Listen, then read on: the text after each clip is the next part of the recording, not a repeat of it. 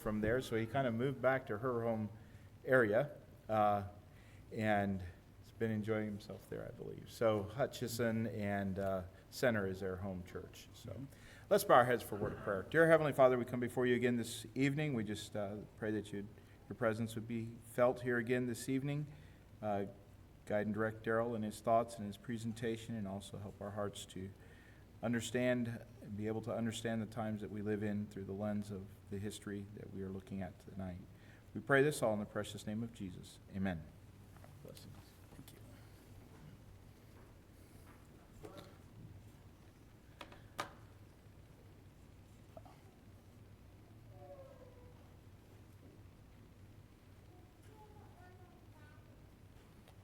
Give me a moment and I'll see if I can figure out what has occurred here.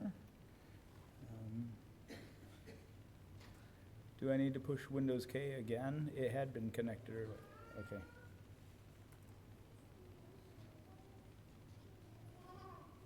Okay, that might be getting us where we need to be.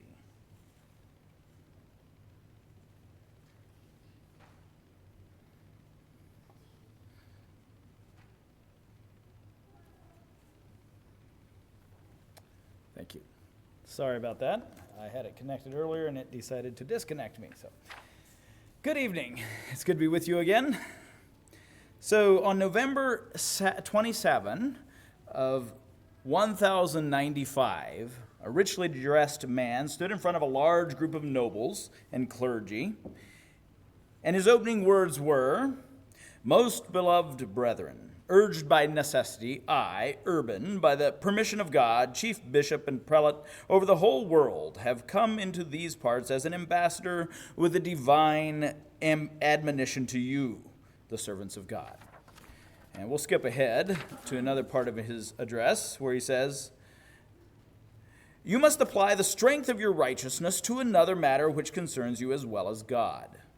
For your brethren who live in the East are in urgent need of your help, and you must hasten to give them the aid which has been promised them. For as the most of you have heard, the Turks and Arabs have attacked them and have conquered the territory of Romania."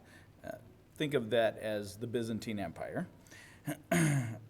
"As far west as the shore of the Mediterranean, the Hellespont, which is called the Arm of St. George.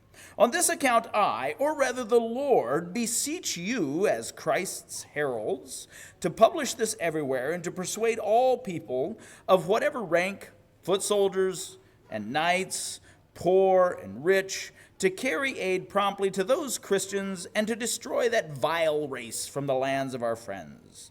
I say this to those who are present. I meant also for those who are absent. Moreover, Christ commands it. Let those who have been serving as mercenaries for small pay now obtain the eternal reward. Let those who have been wearing themselves out in both body and soul now work for double honor. Behold, on this side will be the sorrowful and the poor, and on that the rich. On this side the enemies of the Lord, and on that his friends. Let those who go not put off the journey, but rent their lands and collect money for their expenses. As soon as winter is over and spring comes, let him eagerly set out on the way with God as their guide."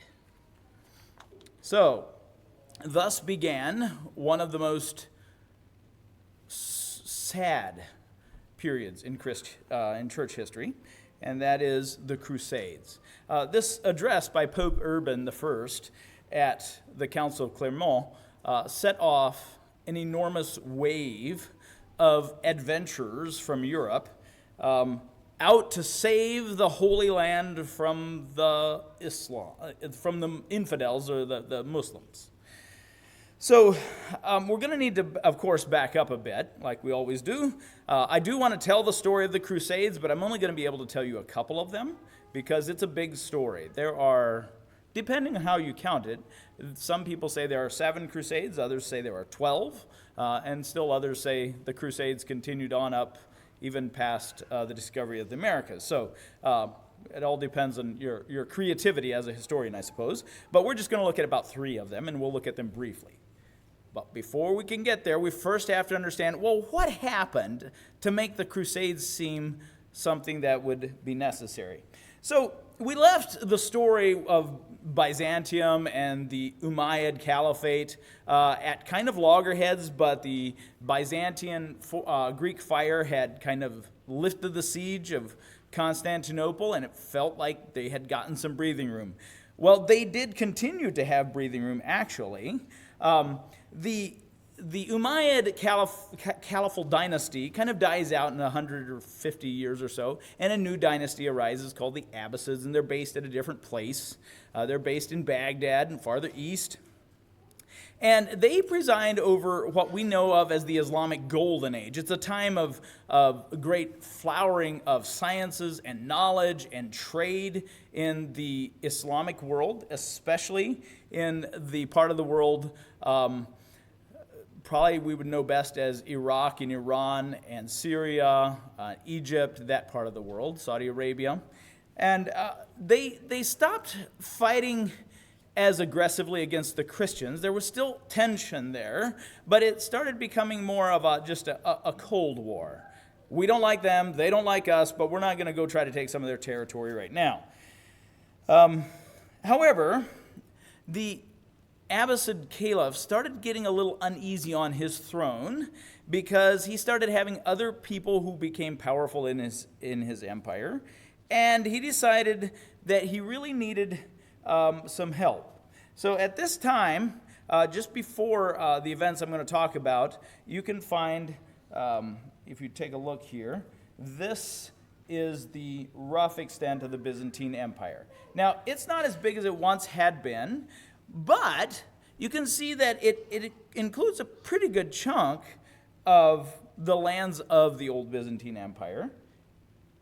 However, what's about to happen to it is completely unforeseen by it. So if you'll look over here, you can see there's a pretty big gap between our last two pictures, the picture of Muhammad and the picture of the Crusades. That's a pretty long period of time, and during that period of time, the political stability of the Byzantine Empire had kind of led to a bit of a golden age for Islam too. I'm sorry, for Byzantium, I should say, as well. And then along comes the Caliph here in Baghdad, and he's worried about other Muslims in his empire, and so he starts to hire people to come down out of this land up here. Now, remember I talked about the lands up there as being inhabited by nomadic tribes. These tribes are loosely, you can imagine them as Plains Indians. They traveled a lot. Their dwellings were yurts, and they could easily be moved. They needed the horse was central to their way of life. They had some of history's greatest bows, and kind of pound for pound, these warriors could not really be equaled anywhere. And they can travel fast and light. Their their bows are so powerful that they can actually shoot through armor. A conservative estimate says their bows may have been 90 pounds.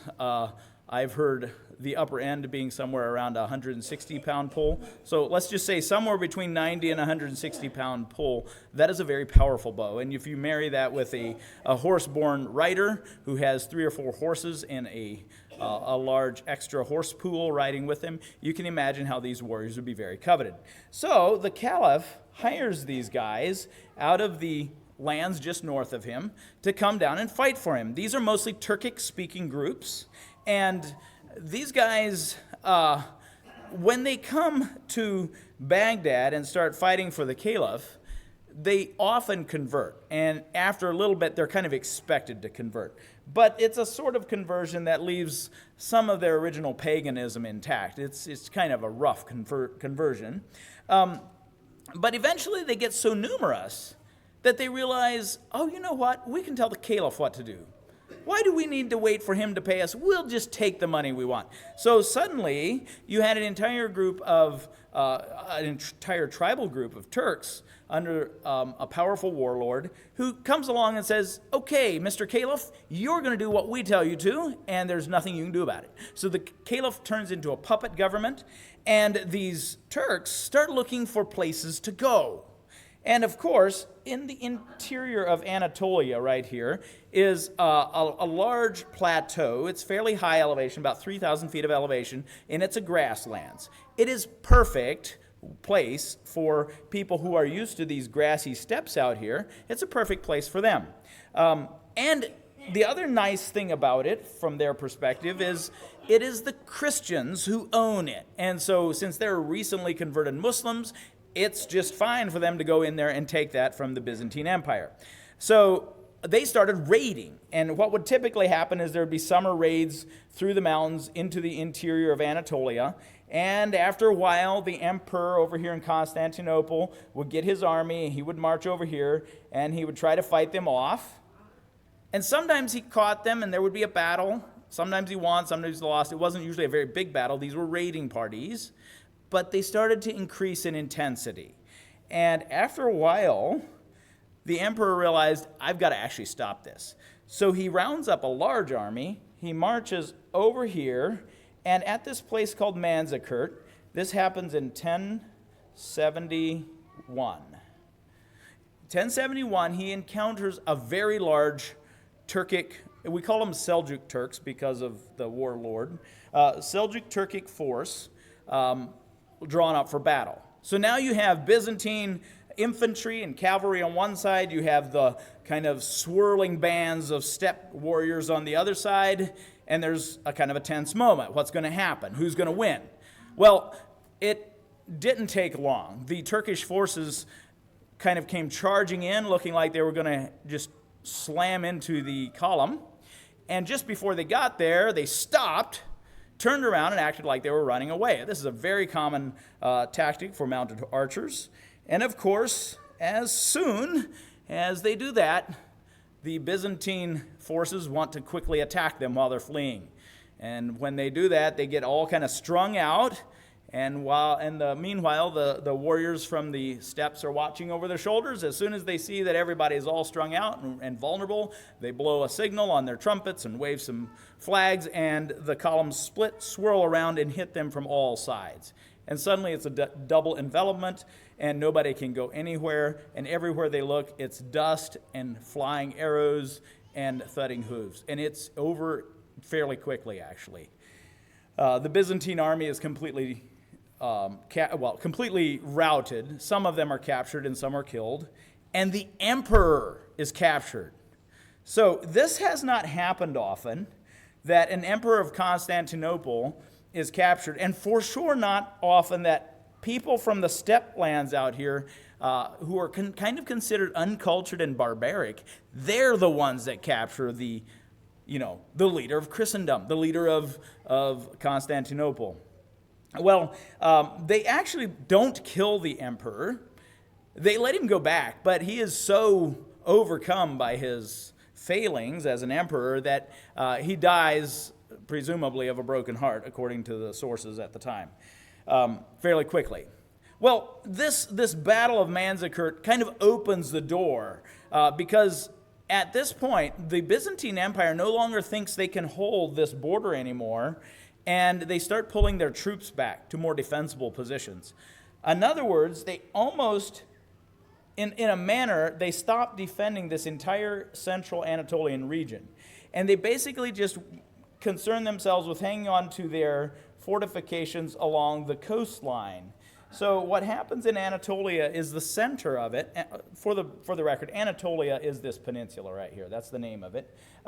So Anatolia becomes, on the inside, in the steppe lands, or in the high plateau, central plateau, it becomes a Muslim Turkic, part of the Muslim Turkic Empire. And out on the coastlines, you have the Christian Byzantine cities that are fortified, that can get supplies through via ship. And so that's how Anatolia finds itself more or less conquered by these Seljuk Turks. Now, the Turks are conquering other places as well. So they've got this the caliph down here in Baghdad as a puppet, and they proceed to go on and conquer other parts of the Muslim empire. And so it's called the Abbasid Caliphate still, but it's really Turkic soldiers who are controlling, and especially the sultans of the Seljuks. Alp Arslan is an important name from this period. You'll recognize him probably. So that is the problem that is facing the Byzantine Empire's emperors. What do we do about these Turks? How do we stop them? And they just keep out fighting them every chance they get. So along about 1095, emperor by the name of Alex Komnenos asked the Pope, "Could you please send me some knights? I need some help." Now, understand that what had happened just before in Christendom is kind of clouding the picture as well. So we need to set that up. What's happening in Christendom is the Pope over here in Rome and the Patriarch of Constantinople in, I forget when it was. In 1054. Those two guys had mutually excommunicated the other guy. So the representatives of the Pope walked into the great church of Hagia Sophia, the kind of the heart of Constantinopolitan, something, the heart of Christianity in Constantinople, let's say it that way. And on the altar, he slaps down this papal bull, and it says the patriarch is no longer in communication with the Pope. He has been excommunicated. And the priest begged him, "Please take this thing back. No, you don't want to do this. You don't want to tear Christianity apart like this." And the Pope's representative just turned around and walked out. And it's not long before the patriarch sends a letter of excommunication to the Pope. And now neither of these two major churchmen see the other as part of their church. So this is called the Great Schism. And it basically kind of, think of it as bringing a divide kind of east to west in the church. Well, it's not quite as simple as that, but that's a rough starting point to think of. So with this schism, when Alex Komnenos, the emperor, says, "Hey, Pope, would you send us some guys?" The Pope says, "You know what? I may be able to heal this breach of the church. If I would send him some serious aid, maybe that will bring the Patriarch of Constantinople to his senses, and he'll recognize that he should repent and come back into communion with the Roman Catholic Pope. And so then maybe I would gain control of, the entire church, east and west." At least that's what we think he was probably thinking. And so when he stood up, like I read at the beginning, when he stood up and made his speech at Clermont, what he was trying to do was get a huge movement of people to go over and help with these wild Turks that nobody can control. No Christian, at least. And what he got probably surprised even him. He got a mass migration of people from Europe to the Holy Lands. So I'm going to talk about the First Crusade, and I'm going to talk about the Third Crusade, and then the Fourth Crusade. So first, third, and fourth. I'll try to, spend as much time as I need to on them, but the First Crusade is going to take more time than the others because it's more important. So the First Crusade has kind of two pieces to it. The first thing that happened after this speech is a guy by the name of Peter the Hermit got up and started preaching that people ought to head down to Constantinople and defend it from the Muslims. So what first movement of people was called the People's Crusade, and it was just townspeople. These were not nobles. These were not people with any kind of experience in soldiering. They just kind of packed up and headed out. Let's go find those Muslims and fight them. They're the enemy of Christ. So the People's Crusade mostly is remembered for the violence it committed against Jews in the Rhineland. I'm going to jump over that one. So in this area, right here in the Rhineland, as these people started marching toward the Middle East, they kept encountering cities with large Jewish populations. The first thing they said was, "Why do we need to go all the way down to the Middle East to find heathens? We've got these Jews living here." And so they all set about attacking the Jews and destroying them. And the princes of these cities said, "This is terrible. We don't want you doing that to our population." They didn't like it, but there were too many of them. So the People's Crusade is famous for its pogroms against the Jews, very anti-Jewish, anti-Semitic rhetoric. It was quite a violent kind of rabble. Eventually, it gets down to Constantinople, and Alex Komnenos looked at this group and said, "What in the world did the Pope send me? This is not what I asked for." What Alex thought he was getting was, a couple thousand well-armed knights. He thought if he could have some of those, that would work really nicely, and he could pay them, they'd go fight for him, a controllable amount. But what he got was the rabble from Europe, and a huge pile of them. So he quickly gets them sent across the Bosporus over into Turkey, what's now modern Turkey, so Anatolia. And he was kind of just glad to see them go. And it's not long before the Seljuks out there, they catch on that there's a big group of Christians coming. Well, let's go see what we've got. And they scout them out and they say, "This isn't a group of soldiers. This is, these are future slaves." And that's what they did. They quickly took them captive. The battle was quite insignificant. They easily routed them. A bunch were killed, but then also many were taken slaves and sold on the slave market. So the People's Crusade ended up being quite a fizzle. However, the Prince's Crusade, which is the other part of that first crusade, was a very much different deal. So what happens in the Prince's Crusade is you end up with very serious kind of top-tier level aristocrats gathering their personal retinues and heading to the Holy Land, or heading to Constantinople. Now, some of them were longtime enemies of Alex. So down here in Sicily, you had a guy by the name of Bohemond. He's descendant of the Normans, and yes, that is the same Normans who conquered England. But he and his family moved down to southern Italy and Sicily and set up a kingdom there. And he has been fighting with Alex Komnenos' army here for control of various parts of the Balkan Peninsula. Well, when he hears the Pope say, "Hey, you can go fight against the Saracens and God will forgive all your sins," he thought, that sounds good, but isn't that Constantinople? Isn't that their territory? But sure, let's see what happens. Now, he knew good and well he was actually going to be sent over here. This is where the Holy Land is. But he kind of thought he'd take whatever he can get. So he marches his men over here, and Alex gets really spooked when he finds out who all's coming, because Bohemond's only one of them. There's some other guys. There's another one from up in here, the county of Count Raymond of Toulouse.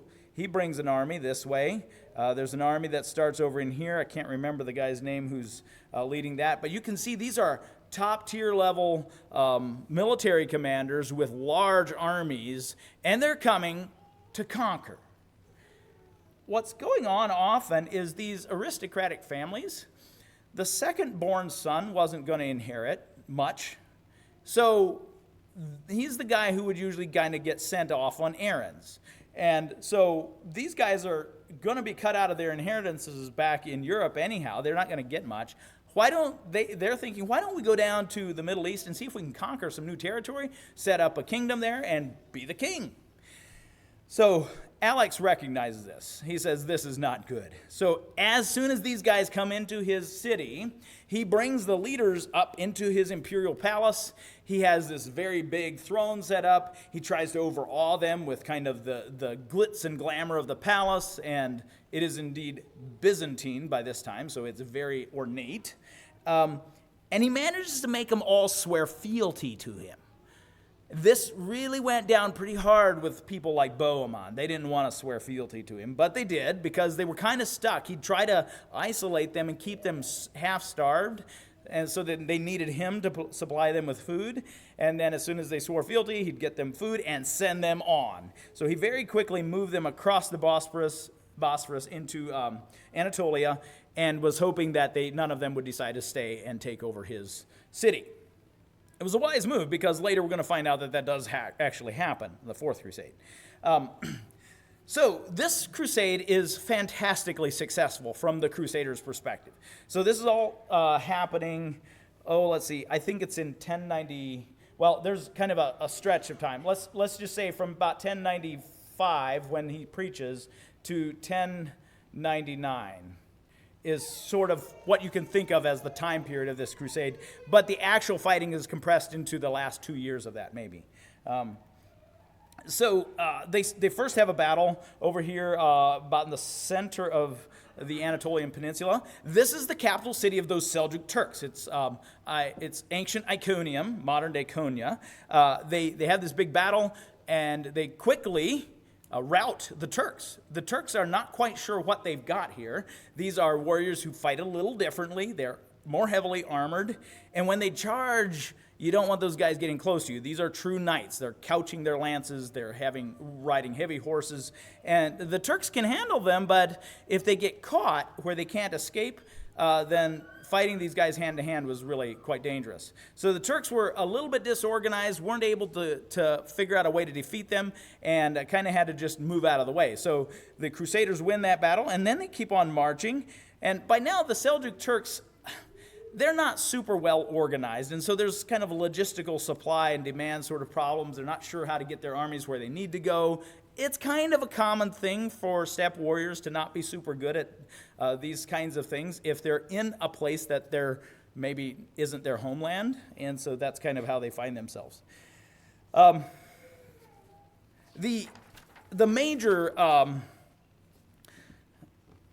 action, I'm skipping a bunch. So let's just say a major siege that we should talk about is the siege of Antioch. So there were some other things that went on before that, and at least one of these princes peeled off and started his own little place up in Edessa. He captured Edessa and said, okay, I'm done fighting. This is where I'm going to stay. The others all got their heads together and say, you guys are sticking through until we get all the way down to Jerusalem and free it. And so they don't let anybody else quite get out so easily. But the next major action is around Antioch. So they're trying to capture Antioch, and this ends up being a harder thing to do than they thought it would be. So it starts in 1097 is when the siege starts. It starts in October, and it ends in June of 1098. So it's almost a year-long siege. Now, this siege, it has some pretty weird pieces to it, so I'll try to give you the story as well as I can. It's a bit of a complicated story. What starts out is they surround the city, and the Muslims inside Antioch are just thinking, these guys are going to go away after a while, and pretty soon some help will come from other Seljuk armies, and we'll be fine. And that wasn't the case. Nobody was getting in or out, and pretty soon the people inside the city started getting hungry, and the besiegers start getting hungry too. Because the way siege warfare works is if you truly want to stay at one place and besiege it, it means that you're not able to bring in food from very far around. Because your guys have to stay here. So often, starving out a city often meant that the army besieging the city starved almost as badly as the city itself. And that's what goes on with these crusaders. They're getting really hungry. And they're desperate to find a way in. So finally, one of them, I think it was Bohemond, found a guy through his spy networks on the inside who would open the gates for him. And so he got this big meeting with the other Crusader princes, and he said, look, guys, if we could just agree that whoever gets into the city first, we'll just give the city to them. Do you guys agree with that? And everybody, well, we're not in yet. Sure, that works. And Bohemond knew he has this guy that's already agreed to do that when he pays him. And so he said, okay, that's a deal. We'll see what we can do. So everybody go try as hard as you can to get in the city. Well, that night, he paid off his guy. His guy opens a gate. His men charge in. There's a lot of fighting, but they managed to open the big gates and let all the rest of the Crusaders in. And it looks like the fall of Antioch has occurred. However, the citadel in the middle of Antioch. So most of these towns had a big wall, and then in the middle they had a stronghold called the citadel, and it was an extra strongly fortified place. That place didn't fall, but the rest of the city did. And so the Crusaders are happy. They've captured the city, except for that one last little bastion in the middle. And they kind of settle in to celebrate their victory. And Bohemond is happy. Yeah, I get the city now. You know, I captured it. I got in first. Everybody else is like, that was a dirty trick. But they agree that that's what's going to happen. Well, about that time they hear rumors. There's an army coming to relieve Antioch. Well, sure enough, they look out and there is an army, and that army besieges them. So now you have the situation where in the very middle of Antioch, you have the stronghold with a few Muslim defenders in the middle. Then you have the Crusader army who has conquered the city and the walls. They're the next layer of the onion. They close the gates, and out around is a big old Muslim army who's out to get the Crusaders. This is turning into a really strange little siege. Eventually, a guy, some kind of monk, I don't remember his name, I think it might have been Peter, he claims that he found a fragment of the true cross buried in the dirt below, sorry, not the true cross, I think it was the spear that pierced Jesus' side. One of the two. Some famous relic buried in the place behind the altar in this old Antiochian church. And, this got everybody excited. They grabbed the relic and they said, this will work. We're going to take this and we're going to attack those Turks. So they threw open the gates of the city. They charge out on their horses. And the Turks didn't quite know what to make of this mad dash by these people who ought to be scared of them, because there was a much bigger army out there than inside. But their kind of impetuosity and sort of ridiculous attack kind of had its effect. And the Turkish army wasn't particularly well led. It fell back in disarray. Finally, the Turks just turned and rode off, said, this isn't worth it. And the Christians looked around and said, God delivered us. He gave us the city by giving us this holy relic that led us to victory. And soon thereafter, the citadel in the middle of the city falls, and there are predictable massacres that go along at the same with all this conquest. So, Antioch falls. Only one very major objective left, and that is the little city of Jerusalem. So, the Crusaders managed to browbeat Bohemond into not staying behind at Antioch like their other compatriot had in Edessa. So, the Normans continued to march with them. Now, the Normans are a very important part of this army. They're a powerful military force. So they march on down to Jerusalem. And in 1099, the massive Crusader army, and it is still I say massive. Okay, it's a big army for European knights. And that army camps around Jerusalem. But Jerusalem is nowhere nearly as well defended as Antioch was. It's not as the fortifications aren't as significant, the leadership inside isn't as skilled, and there just isn't as much chance for Jerusalem to defend itself. So after a couple of weeks, I think it's about 3 or 4 weeks if I remember right, they found a way to smash their way through a certain gate. There's some kind of single night heroics to open up gates and die in battle and stuff like that. And they burst into the city, and what follows is just plain dreadful. Here in the city, the holy city, where they were hoping to end their crusade, this is what happens according to one guy's account. So the man's name is Raymond of Elor.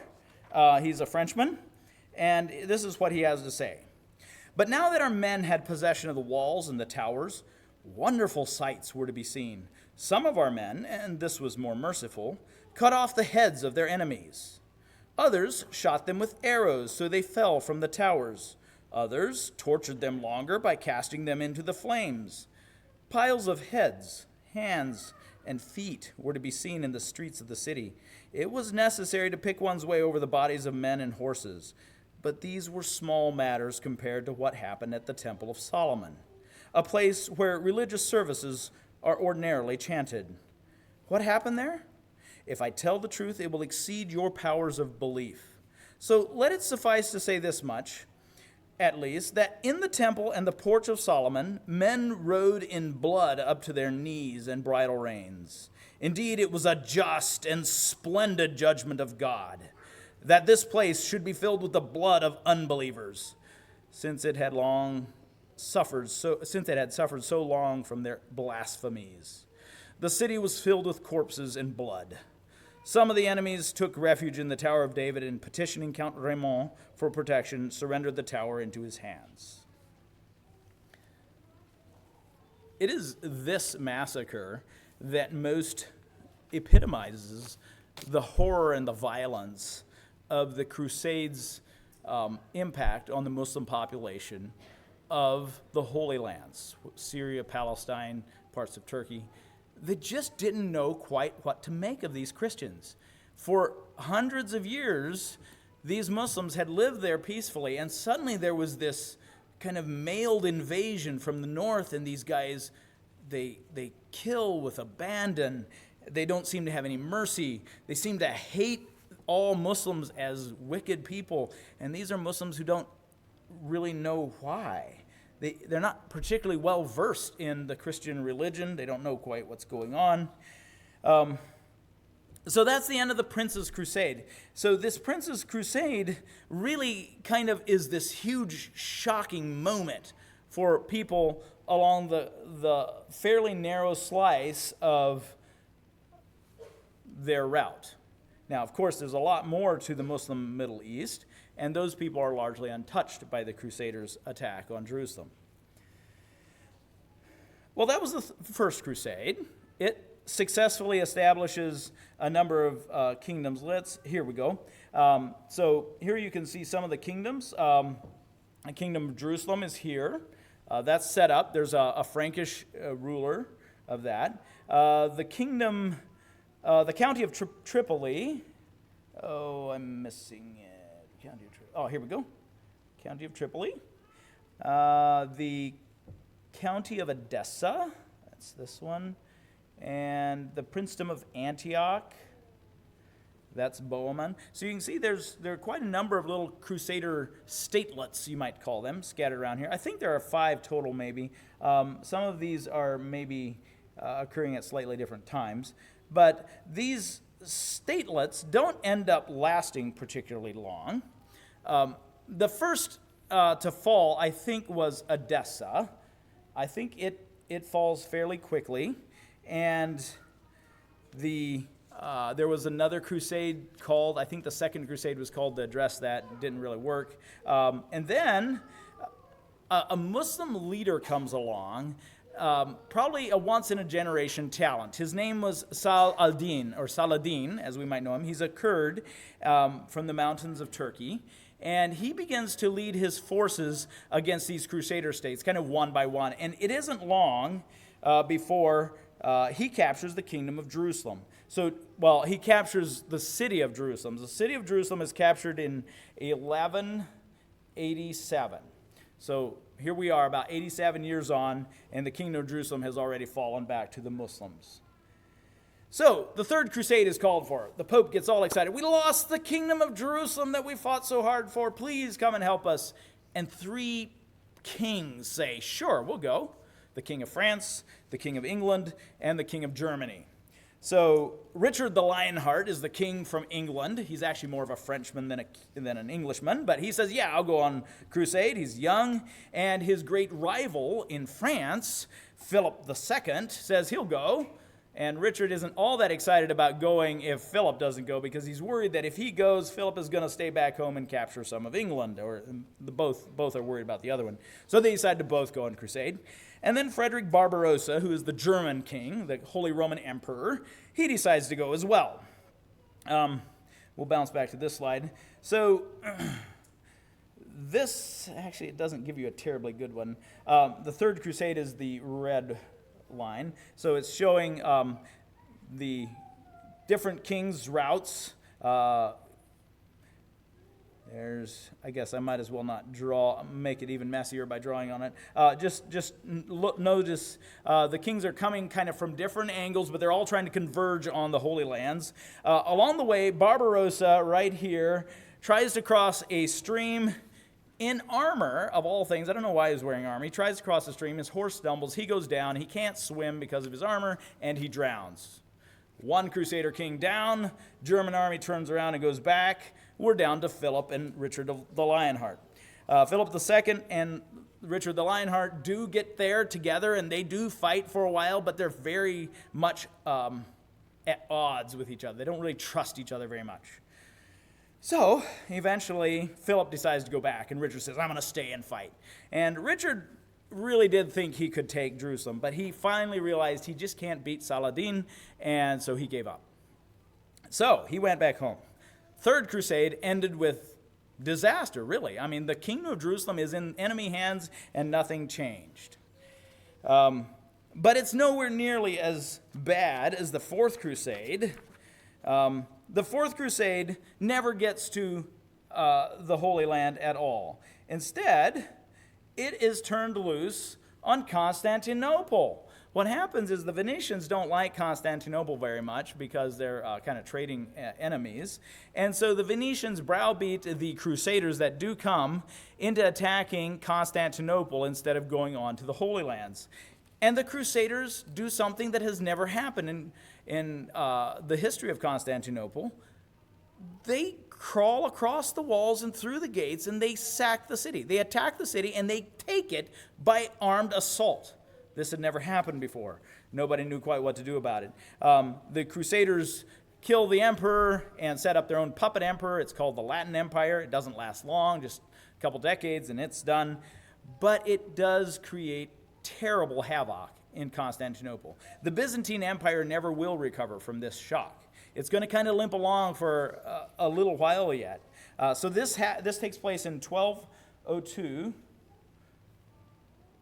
to 1204 is when the Fourth Crusade happens. And so the Byzantine Empire isn't going to go away until 1452 or 3. I don't remember which one. I'll tell you in the next lecture. So it does limp along for a while, but it is dealt a mortal blow. However, what has happened to the rest of those Crusader states? Well, in 1291, the last remnant of the Crusader states finally falls into Muslim hands with the Mamluk capture of the stronghold of Acre. So, to kind of sum it up, the Crusades were sort of a voluntary mass migration of people from Europe into the Holy Lands over the span of time from roughly 1095 to 1291. And during that time, they established maybe 5 different little statelets, created countless massacres, were massacred in turn by Turks. In general, they were spectacularly unsuccessful in the long term.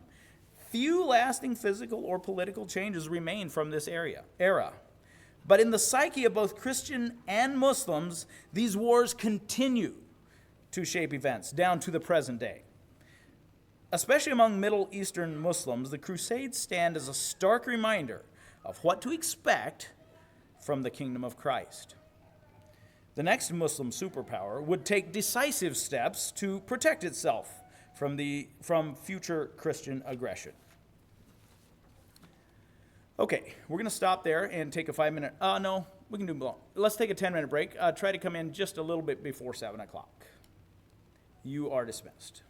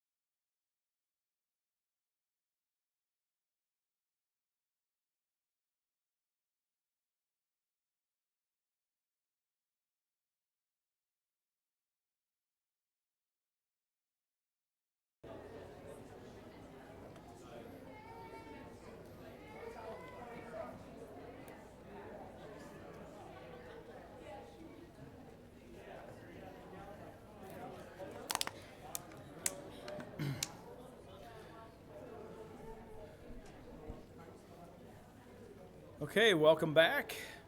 Kind of while you're moving back to your seats, something I should at least mention. When I talk about, I use the word Christian a lot. Do understand that I'm using it as the people of the time would use it. They define themselves as Christians. They believe they were Christians. Regardless of how we may, appraise their actions, they considered themselves Christians. So that's why I'm using the term. Now, obviously, we have very serious problems with some of their actions. So I'm not in any way attempting to claim that they really fit into the category of brothers in Christ. I'm simply using the term as they would have understood it. But before we get started with this next one, were there any questions from the last session? I didn't open it up for questions. Do you have any now? Go ahead. Those three guys that went on the first crusade, The different kings? yes, Okay.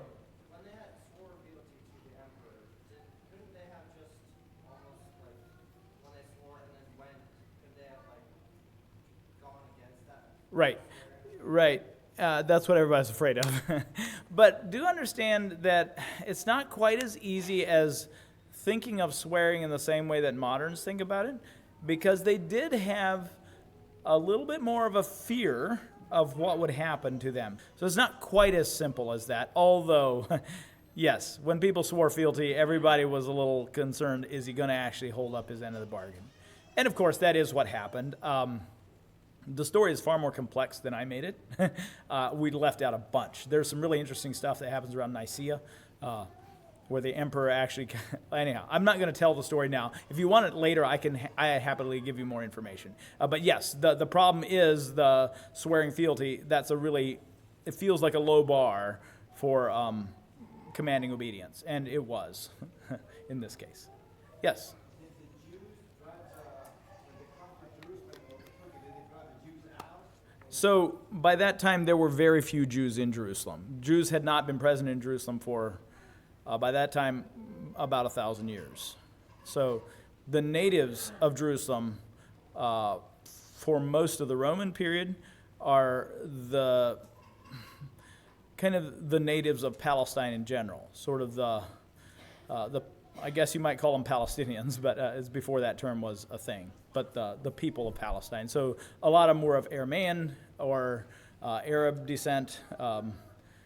Even many of them were Christians. When the Muslims conquered, they conquered a bunch of Arab Christians and stuff like that. So that population stayed there for a couple hundred years and then slowly started to convert to Islam during that Islamic Golden Age.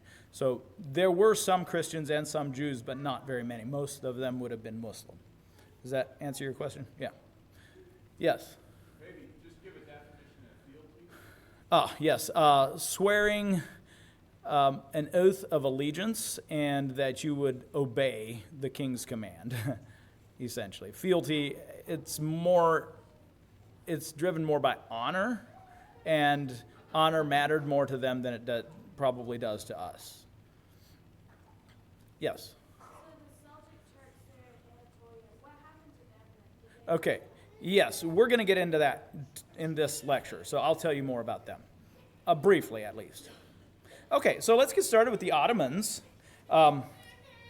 So there's this hadith. Remember, the hadith are the sayings of the prophet. They're not quite the same thing as the Quran. There's this hadith that says this: "Verily, you shall conquer Constantinople. What a wonderful leader will he be, and what a wonderful army will that army be." The Islamic world had waited more than 800 years for the capture of the great city, and always the Christians had managed to defend the walls and deny the Muslims the final prize. But that was about to change. So Muhammad himself had thought that, soon they would be able to conquer Constantinople. That was considered kind of the normal prize. Constantinople, of course, the Persian Empire, you just take it all. And I think Muslims were very surprised that it had taken this long. They got pretty close earlier. They thought surely they would be able to, and it just never had quite come together. So what we need to do a little catch up on the on the history, you'll notice over here that we have jumped forward another maybe a couple hundred years. We're now looking, so we've seen, so far we've looked at 3 of our 5 stories. The 3 stories have been the Constantine moment, when Christianity goes statewide, goes political, I guess. We looked at the birth of Islam. And now we've also seen the Crusades, the conflict between Christianity and the Islamic world in kind of the most bloody encounter yet. Now we're going to jump forward and look at what happens when the Turks finally capture Constantinople. This is also going to be a very significant event. So let's tell a little bit of the story of the Ottomans. They're kind of an interesting group. This shows you the growth of them. So remember, the Seljuk Turks had conquered this area here in the center of Anatolia. They had set up their capital around Iconium, and for a while they were pretty content there, but other groups of Turks kept migrating in from the steppe regions and brought, kind of new, rawer forms of Islam with them. But eventually, here in this little corner of the Seljuk area, a warlord by the name of Osman started to carve out some territory for himself. Now, he is right on the edge between Byzantine territory and Seljuk territory. He's kind of allied with the Seljuks. The Seljuks are fine with him. He's a Turk after all, but he's like all those they call them martyr lords. The leaders on the frontiers are always a little bit hard to control because, well, they control land right up against the enemies. And he's one of those. He's hard to control. And he will sometimes fight against the Seljuks if he doesn't like what they're trying to do. And so he tends to want to fight against the Byzantine Empire because they're not Muslim, and he's most successful there. And so he carves out this little kind of princedom, as it were, little territory. And his warriors became known as Osmanlı, which is the Ottoman with Osman kind of term. I'm with him. Well, this term gets kind of anglicized over time, and eventually in English we're going to call them the Ottoman Turks. Now, Turks would call them the Osmanlı, and other people kind of have a slightly different term. But this is the beginning of the of the Ottoman Turks. So this is in 1300 or 1299. Some people say 1299, 1300, somewhere around there. That's when he gets started. The growth of the Ottomans is generational. It's slow. But every sultan that comes along adds another piece to the territory, and it starts just growing, and you just can't stop these guys. Every new sultan, he goes out on campaign every year usually. There's kind of constant fighting around him. And eventually he captures another city or another village, and the territory grows, and every sultan wants to capture more because that gives him greater honor. And as their territory grows, they become more of a threat. So you can see how this works. I'm not going to talk about colors because I discovered that I know nothing about colors. Now that I have children, I realize that if I say a color, it's the opposite of that color is the actual one. So this color is Osman's conquests, and this next one happens between 1300 and 1359. So by now they've got this bigger area they're controlling. And then between 1359 and 1451, a large amount of territory is added. You can see how they've already crossed the Aegean Sea here. They've crossed the Dardanelles, and they're over here in Europe. However, what you should notice is this little city of Constantinople is still standing. Now, it's labeled Istanbul here. That's a modern term. The Constantinople doesn't go through an official name change until well after the Ottomans capture it. So they're conquering all the area around, all the Byzantine area around Constantinople, and they're doing it slowly over generations. Each sultan is contributing to this. It looked like they were going to conquer Constantinople sooner than they did. But the city got kind of a break when the Mongols, under Timur the Lame, or Tamerlane, kind of a distant Mongol relative, rolled through and captured Bayezid and an Ottoman sultan, and that really set back the Ottoman conquest for quite a little while. So that's going on at this end of the Mediterranean. So this is that period of time from about 1300 to 1450s. Let's take a look at the other end of the Mediterranean, or maybe just the whole setting here. So this is the setting of Europe, just on the cusp of the fall of Constantinople. All right, so one of the important things you should note is over in Spain, a new thing is going on over here. The Christians have been pushing into Spain from the north and driving the Muslims south. Every generation, they're doing kind of the same thing that the Ottomans are doing at the other end of the Mediterranean. It's called the Reconquista, and this is the Spanish urge to fight back and to drive the Moors out of Spain and turn Spain into a Christian place once more. So that's going on over there. The Italian city-states right in here are starting to reap the gradual encirclement of Constantinople. They're starting to reap the rewards of that. So what's going on here in the Balkan territories that had once been Byzantine, as the Ottomans keep taking piece by piece these territories, scholars of Greek, speaking Greek and understanding the Greek language and having a lot of Greek manuscripts with them, scholars leave this area and they migrate to the wealthy states over here in the north of Italy. So this is happening in the kind of the first part of the 1400s.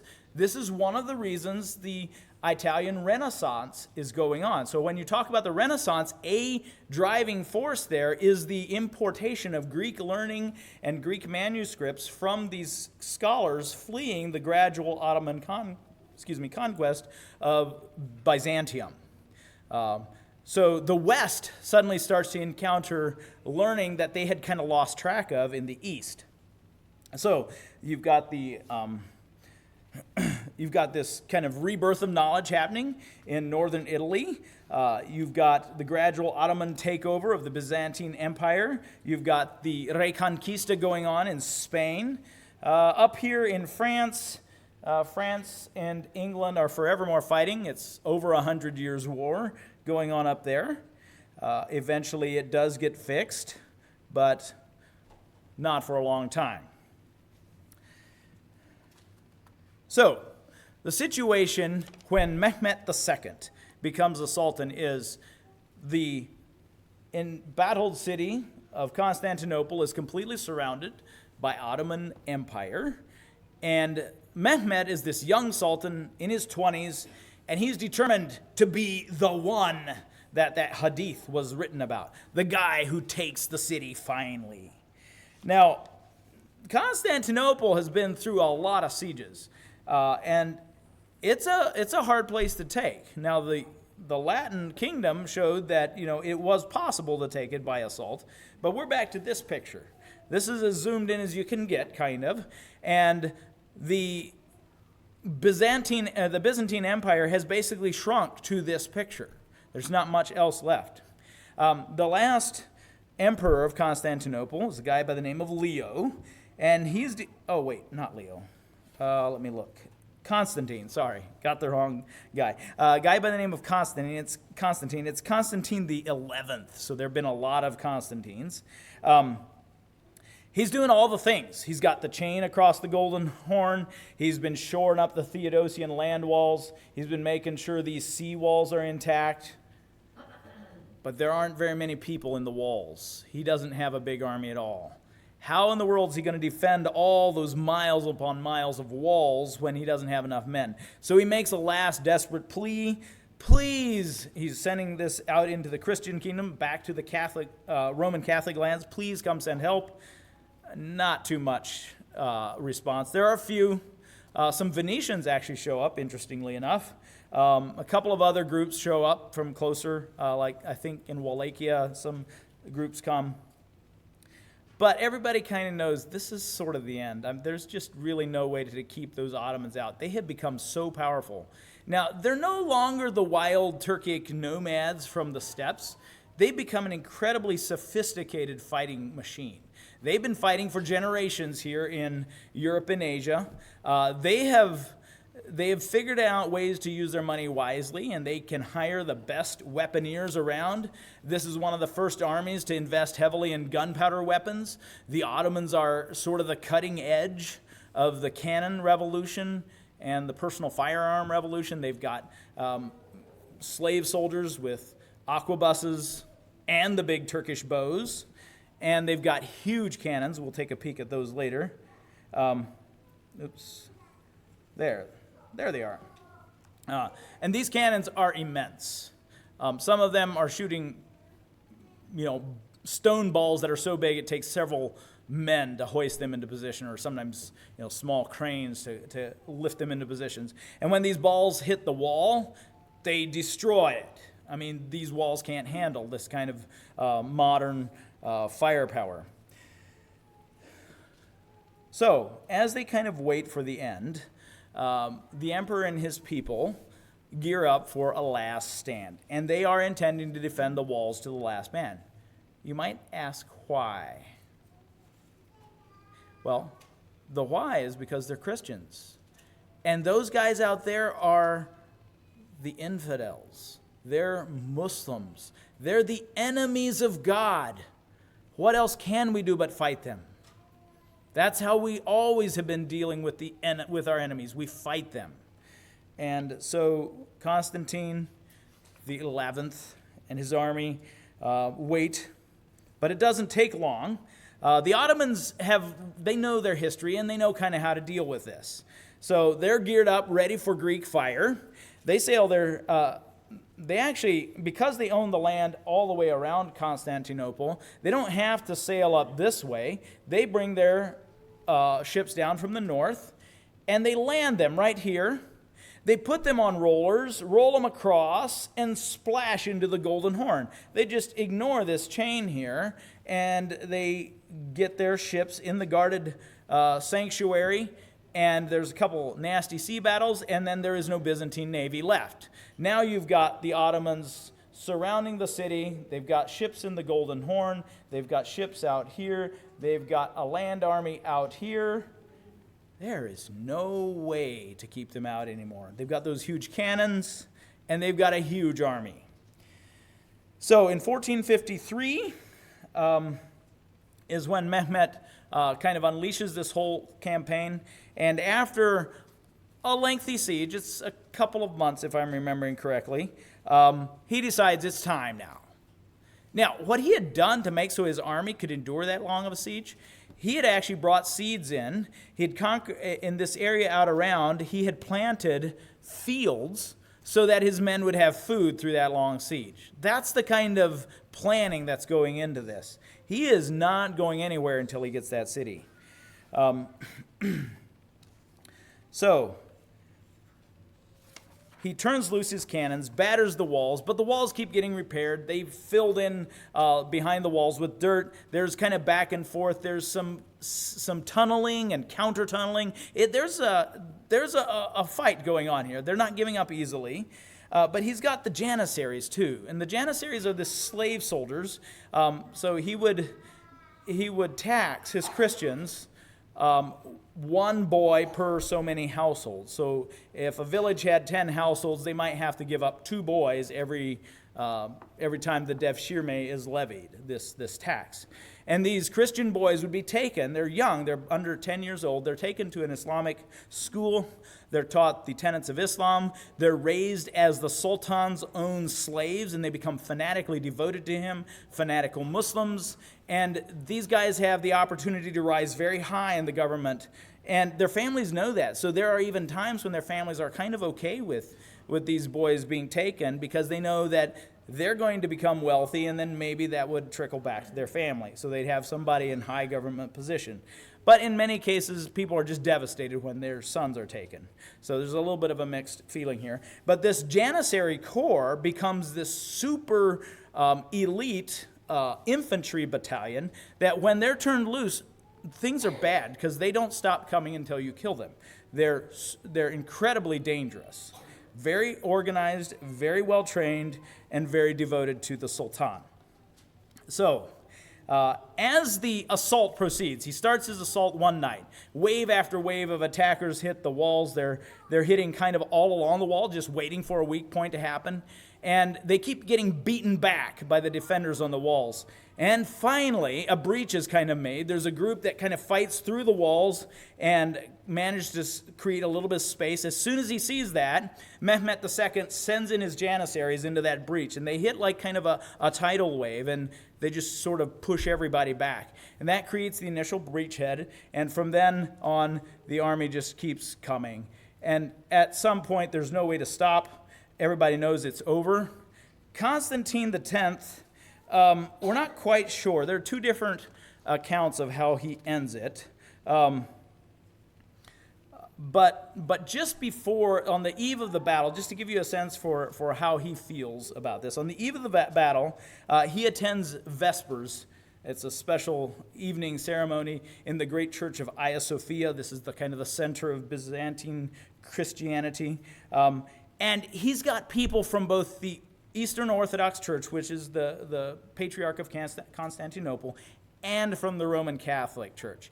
They're together holding this last Mass. They know the assault is coming tonight. They're having this last Mass together. Even though they have excommunicated each other, they're coming back together. The church is whole again. And Constantine is there. Midnight of that night is when the assault comes. By morning, it's pretty much over. Constantine, we think, takes off his robe, grabs a sword, and plunges into the last melee, and nobody finds his body. That's one story. Another story says that he went off somewhere and hanged himself. We're not sure which, but he died during the attack on Constantinople. And Constantinople is taken. The city that has for so long kind of been seen as the eastern bulwark against the Muslims, it's now a Muslim city. So Mehmet, he's ecstatic. He's got his goal finally. He's known forever as Mehmet the Conqueror. He quickly sets about repairing the walls. He builds a new palace. He builds hospitals. He builds barracks for the janissaries. He lures Christians and Muslims into the city by giving them tax breaks and stuff like that. He wants to make this a big city. Now that he's attacked it and conquered it, he wants it to make it even better. The Hagia Sophia, that church that had seen, Constantine just moments before, it now gets turned into a mosque. Incidentally, if you want to see that church, you can still go to Istanbul in Turkey and walk in the church and see it. It's still there. It's been there for 1,500 years, and unless an earthquake hits, it's probably going to stay for a little while yet. The dome did fall in during one earthquake, but they put it back up. That was fairly early on in its history. So Mehmet the Conqueror, he's done it. He's reached the pinnacle of his ambition. But Christians throughout Europe feel very differently. So Muslim Turks, they're going to threaten Europe with outright conquest for centuries to come. But their high water mark kind of comes in the 1500s. They don't, after the 1500s, they're not a serious threat. So, but they do frighten Europe very badly. Eventually, let's see, do I have, yes, here we go. Well, let's kind of follow their path here. Here you can see that the ultimate conquests go deep into Poland and Hungary. They threaten Vienna itself. Here's Vienna.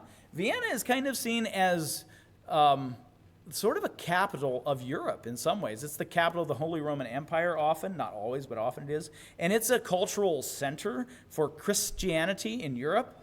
And to have the Ottoman front lines so close to them was terrifying. These are the people who took the holy city, Constantinople, and now they're about to take Vienna. And they try. Mehmet the Conqueror's grandson, Suleiman, nearly takes Vienna. He besieges it, and they fight him off, and he kind of retreats in some chaos. Before that, he had fought the king of Hungary and killed him. So this Christian king of Hungary has just been killed. There is no bigger, more dangerous enemy to European Christendom than the Turks. The Turks are the big, bad, scary people. So I want to now kind of pull back from this and think just a little bit, how should Christians feel about this? What do we do about, the Ottoman threat? Should we do what the Christians did and fight back, or is there a better option? Well, interestingly, from our tradition, we have kind of a fascinating intersection of how someone who believes much like we do was in a position to comment on this. So we're going to take a look at, let's see here, Michael Sattler. So Michael Sattler is this well-known Anabaptist. He's on trial in 1527 in southern Germany. So think right around in here somewhere. Really not that far from the front lines. So just 2 years before his trial, the Ottoman Turks had destroyed this Hungarian army, had killed the king, and now he's on trial, and those Turks are just out there. I mean, they're not far away, and all of Christendom is worried about them.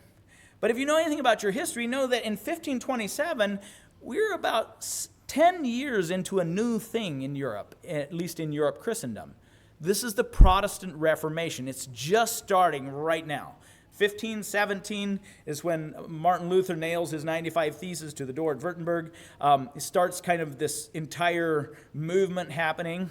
And as kind of a spin-off of this, or a branch of this movement, are the Anabaptists coming along and saying, oh, Martin Luther and Zwingli, you are not going nearly far enough. We want to go a lot farther away than what you're talking about. We want to go back to that time when Christianity was not connected at all to state power. We want to go way back there. Well, Luther, all he really wanted to do was kind of sever ties with the Pope and set up a little bit more theologically satisfying kind of religion that's still largely state, or connected to the state. Zwingli also wanted that.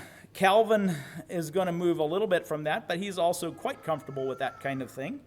So the Anabaptists are quite extreme in their take on what should happen.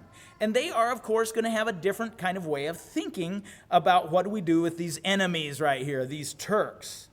So Michael Sattler had been preaching. He had been a leader in the Anabaptist movement for some time. There had been quite a number of churches and believers started under him. And he got captured by the Catholic authorities, not the Protestant authorities. Gets captured by these Catholic authorities, put on trial.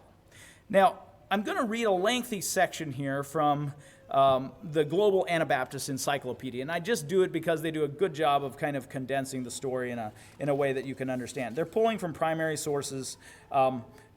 It's just not my words, it's their words.